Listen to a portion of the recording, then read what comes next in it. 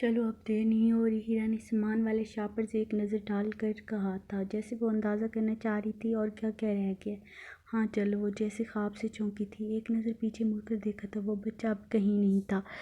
وہ گہرا سانس لیتی ہیرا کے ساتھ آگے بڑھ گئی۔ السلام علیکم ماما۔ وہ دونوں گھر میں داخل ہوئی تھی۔ سرخ اینٹوں والا صحن گیلا تھا، جہاں شمسہ بیگم وائپر اٹھائے صحن کو رگڑ رگڑ کر دھوئے جا رہی تھی۔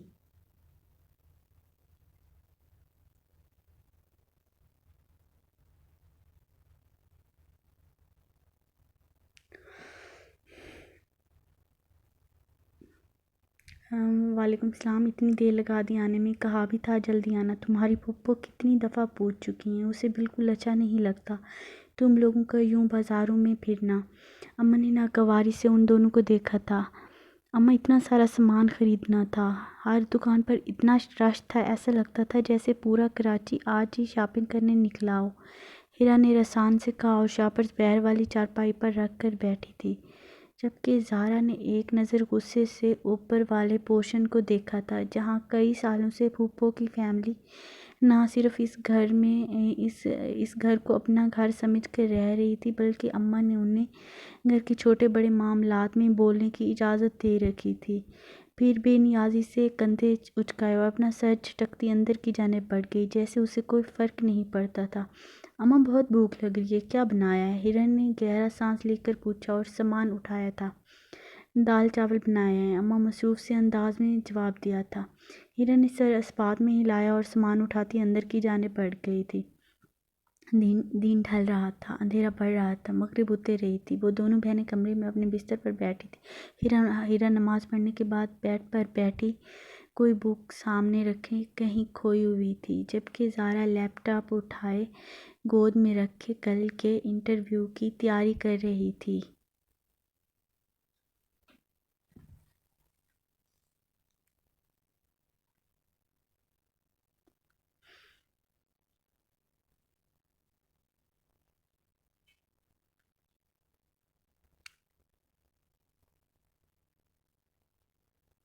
اس کی سبز آنکھیں پھیل اور سکڑ رہی تھیں، لیپ ٹاپ کی سفید روشنی اس کے چہرے پر پڑ رہی تھی۔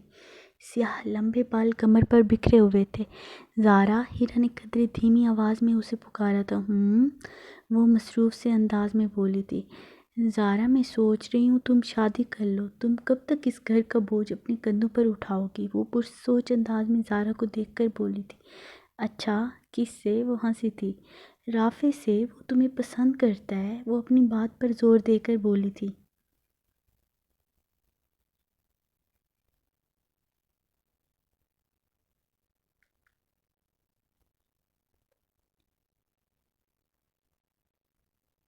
زہرا نے لیپ ٹاپ سے نظریں ہٹا کر ہیرا کو دیکھا تھا، آنکھوں میں خوف کی بھری ناپسندیدگی تھی۔ پھپھو اور ان کی ساری اولاد مجھے ہمیشہ سے زہر لگتی ہیں، اور تم جانتی ہو مجھے رافع بالکل بھی پسند نہیں۔ اس نے گویا ناک سے مکھی اڑائی تھی۔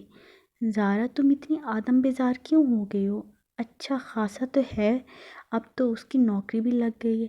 ویسے مجھے لگتا ہے معصومہ آپا کی شادی کے بعد پھپھو اماں سے رافع کے لیے تمہارا ہاتھ مانگے گی، اور اماں بھی یہی چاہتی ہیں۔ وہ کتاب ایک سائڈ پر رکھ کر آلتی پالتی مار کر دونوں ہاتھ چہرے کے گرد لپیٹے دبے دبے جوش سے بولی تھی۔ ابھی میرا شادی کرنے کا دور دور تک پلان نہیں ہے۔ ابھی میں یہ سوچ رہی ہوں کل کیا ہوگا۔ ہیرا، جس کمپنی میں نے اپلائی کیا ہے وہ کراچی کی ٹاپ 5 انجینئرنگ کمپنی میں سے سب سے پہلا، اور ایک ہی سیٹ ہے، اس پر بہت سارے لوگوں نے اپلائی کیا ہے۔ انٹرویو ہوگا، پتہ نہیں وہ کون خوش قسمت ہوگا جو سلیکٹ ہوگا، اور تم جانتی ہو سیلری کتنی ہے؟ وہ تیز تیز بولتی سانس لینے کو رکی تھی۔ کتنی؟ ہیرا نے اپنی بات نظر انداز ہونے پر اکتاہٹ سے پوچھا تھا۔ پورے 1 لاکھ روپے، وہ ایکسائٹیڈ ہو کر بتا رہی تھی۔ ہواؤں میں اڑنے کی ضرورت نہیں ہے، ابھی تم سلیکٹ ہوئی نہیں ہو۔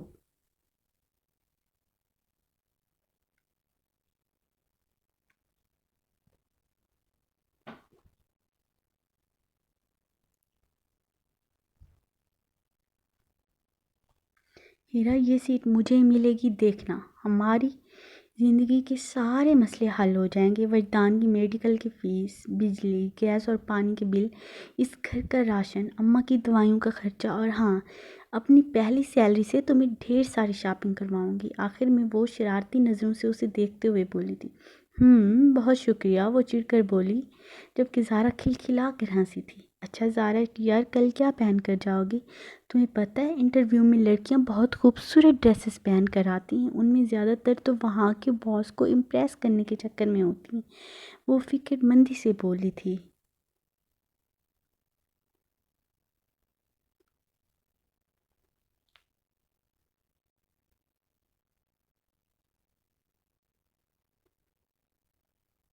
اس بات پر ہنسنا تھا، میں انٹرویو دینے جا رہی ہوں کہ فیشن شو میں نہیں، اور ویسے بھی وہ لڑکیاں سلیکٹ نہیں ہوتی، آگے والے بھی کوئی پاگل نہیں بیٹھے، یہ انٹرویو نمبر کی بیس پر ہوگا، تم بس دعا کرنا، ڈھیر ساری دعا، انشاءاللہ میں ہی سلیکٹ ہوں گی، آفٹر آل ٹیلنٹ بھی کسی چیز کا نام ہے یار۔